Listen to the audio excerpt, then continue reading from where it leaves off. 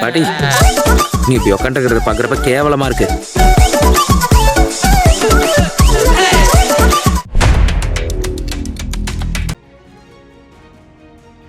மத்திய கிழக்கு பிராந்தியத்தில் போர் மேகங்கள் முன்னெப்போதும் இல்லாத வகையில் சூழ்ந்துள்ளன. ஈரானின் இஸ்லாமிய புரட்சிகர காவல்படை விடுத்துள்ள சமீபத்திய எச்சரிக்கைகள் மற்றும் அதன் இராணுவ நகர்வுகள் இந்த பிராந்தியம் ஒரு தீர்க்கமான போர்க்களத்தை நோக்கி நகர்வதை உறுதிப்படுத்துகிறது. வளைகுடா நாடுகளுக்கு விடுக்கப்பட்ட நேரடி எச்சரிக்கை. ஈரானின் புரட்சிகர காவல்படை வளைகுடா நாடுகளில் உள்ள அமெரிக்க இராணுவ தளங்களுக்கு அருகில் வசிக்கும் பொதுமக்களை உடனடியாக அந்த இடங்களை விட்டு வெளியேறுமாறு எச்சரித்துள்ளது. அமெரிக்க மற்றும் இஸ்ரேலிய படைகள் அப்பாவி மக்களை மனிதக்கேடயங்களாக பயன்படுத்துவதாக ஈரான் குற்றம் சாட்டுகிறது.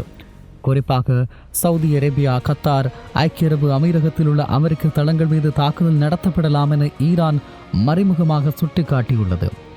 அமெரிக்க படைகளின் இடமாற்றம் மற்றும் பொருளாதார இழப்பு.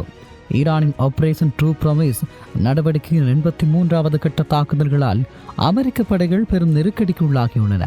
ஈரானின் தொடர் ஏவுகணை மற்றும் ட்ரோன் தாக்குதல்களால் சுமார் $800 மில்லியன் மதிப்பிலான சேதங்கள் அமெரிக்க தளங்களுக்கு ஏற்பட்டுள்ளதாக மதிக்கப்பட்டுள்ளது.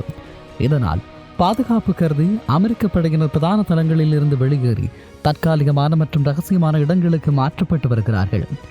ஈரானின் சக்தி வாய்ந்த ஏவுகணைகள் இன்னும் பயன்படுத்தப்படாத சில ரகசியங்கள்.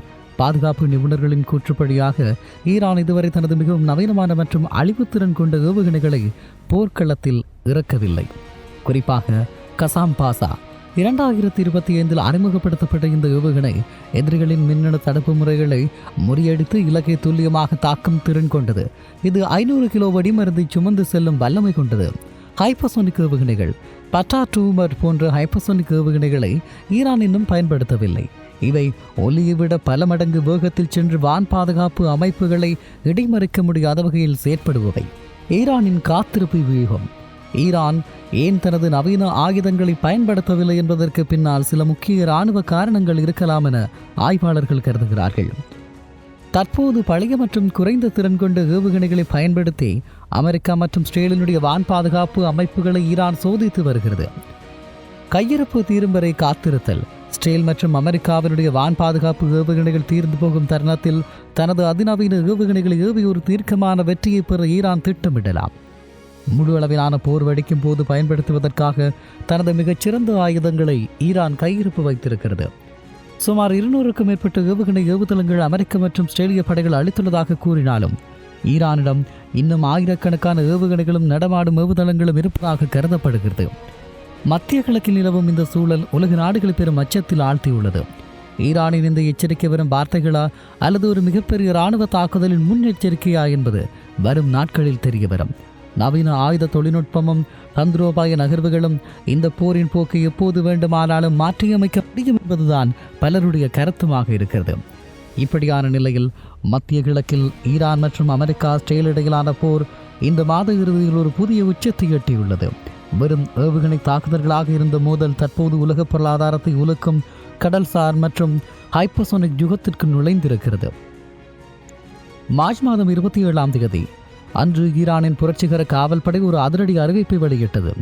உலக கச்சா எண்ணெய் போக்குவரத்தின் முக்கிய நாடியான ஹார்மஸ் ஜலசந்தி அதிகாரப்பூர்வமாக மூடப்படுவதாக அறிவித்தது. அமெரிக்கா மற்றும் இஸ்ரேலுக்கு ஆதரவளிக்கும் நாடுகளின் கப்பல்கள் இந்த வழியாக செல்வது தடை விதிக்கப்பட்டுள்ளது. மார்ச் 27 காலை இந்த தடையை மீறி நுழைய முயன்ற 3 சரக்கு கப்பல்களை ஈரானிய கடற்படை எச்சரித்து திருப்பி அனுப்பியுள்ளது. இது உலக சந்தையில் எரிசக்தி விலையில் பெரும் தாக்கத்தை ஏற்படுத்த தொடங்கியுள்ளது. இந்த நிலையில் ஆபரேஷன் ட்ரூ ப்ராமிஸினுடைய 4வது கட்டத்தின் 83வது அலை. ஈரான் தனது 4வது கட்ட போர் நடவடிக்கையாக ஆபரேஷன் ட்ரூ ப்ராமிஸ் இன் கீழ் மார்ச் 27ஆம் தேதி 83வது அலை தாக்குதலை நடத்தியது. இஸ்ரேலினுடைய அஸ்தோத் பகுதியில் உள்ள எரிபொருள் சேமிப்பு கிடங்குகள் மற்றும் மோடியின் பகுதியில் உள்ள இராணுவ நிலைகள் குறிவைக்கப்பட்டுள்ளன. குறிப்பாக குவைத்தில் உள்ள அலியல் சலேம் விமானத்தளம், ஐக்கிய அரபு அமீரகத்தின் அல் தப்ரா தளங்களில் உள்ள ட்ரோன் கேங்கர்கள் மற்றும் பேட்ரியாட் ஏவுகணை பாதுகாப்பு அமைப்புகள் சேதமடைந்ததாக தகவல் தெரிவிக்கிறது. ஹைப்பர்சோனிக் யுகம் பட்டா 2 களமிறக்கம். நீண்ட நாட்களாக ஈரான் ரகசியமாக வைத்திருந்த தனது அதிநவீன ஆயுதங்களை மார்ச் மாத தொடக்கத்தில் இருந்து பயன்படுத்த தொடங்கியிருக்கிறது. மார்ச் மாதம் 3ஆம் தேதி வெளியிடப்பட்ட அதிகாரப்பூர்வ காணொலிகளின்படி ஈரான் தனது பட்டா-2 ஹைப்பர்சோனிக் ஏவுகணையை ஏவி இருக்கிறது. இது ஒலியை விட 15 மடங்கு வேகத்தில் செல்லக்கூடியது மற்றும் எதிரிகளின் ரேடார்களில் சிக்காமல் திசை மாறிச் செல்லும் திறன் கொண்டது. வான் பாதுகாப்பு அமைப்புகளால் இதை இடைமறிப்பது தற்போதைய நிலையில் மிகவும் கடினம் என பாதுகாப்பு ஆய்வாளர்கள் எச்சரிக்கிறார்கள். இந்த நிலையில் அமெரிக்க ஜனாதிபதி டொனால்ட் ட்ரம்ப் நிர்வாகம் ஈரானுக்கு எதிராக இதுவரை இல்லாத அளவிலான இராணுவ பலத்தை குவித்து வருகிறது. சுமார் 10,000 கூடுதல் வீரர்களை மத்திய கிழக்குக்கு அனுப்ப பென்டகன் ஆலோசித்து வருகிறது. ஏற்கனவே 82வது வான்வழி பிரிவைச் சேர்ந்த 2,000 வீரர்கள் பிராந்தியத்துக்குள் நுழைந்திருக்கிறார்கள். ஈரானின் முக்கிய எண்ணெய் ஏற்றுமதி மையமான கார்த்தீவை கைப்பற்றுவது அல்லது முடக்குவது அமெரிக்காவினுடைய அடுத்த கட்ட நகர்வாக இருக்கலாம் என எதிர்பார்க்கப்படுகிறது. ஆஸ்திரேலிய ராணுவம் நீண்டகால போரினால் கடும் அழுத்தத்துக்கு உள்ளாகியுள்ள நிலையில் அமெரிக்காவின் நேரடி தரைப்படை தலையீடு போரின் போக்கை மாற்றக்கூடும்.